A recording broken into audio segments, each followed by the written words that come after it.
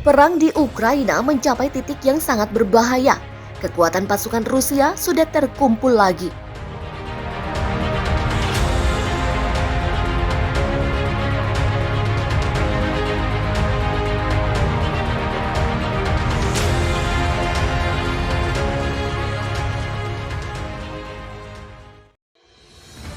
Perang di Ukraina memasuki babak baru dan mencapai titik yang sangat berbahaya, di mana kekuatan Rusia kini sudah terkumpul.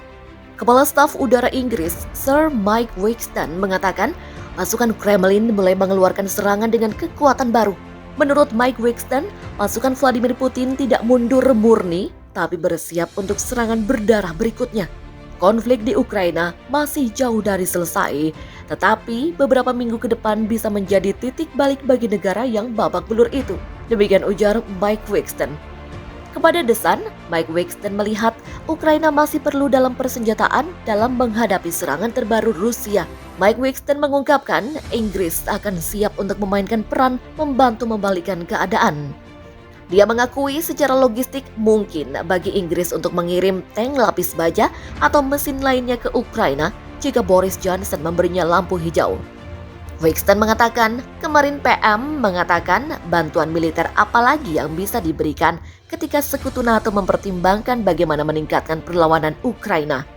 Winston bersikeras bahwa konflik itu adalah penataan kembali geopolitik terbesar sejak akhir Perang Dunia Kedua dan hubungan Eropa, Rusia, dan dunia tidak akan pernah sama lagi. Dia berkata ini adalah perubahan bersejarah dalam geopolitik Eropa dan pihaknya sedang menjalaninya sekarang.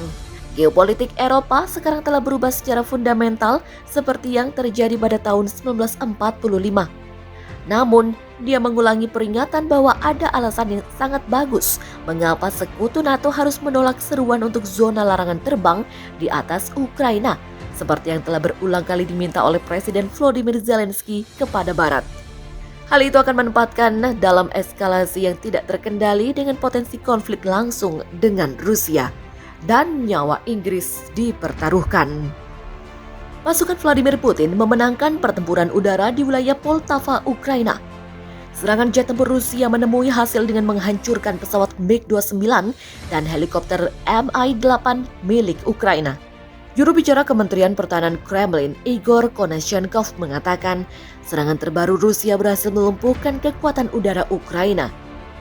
Selain di Poltava, misi yang berhasil dilakukan juga di pangkalan udara Mirhorod di Ukraina Tengah.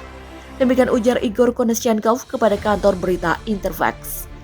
Menurut Igor Konashenkov, serangan di Ukraina Tengah menghancurkan gudang amunisi. Akibat dihantam rudal, lokasi target meledak dan terbakar.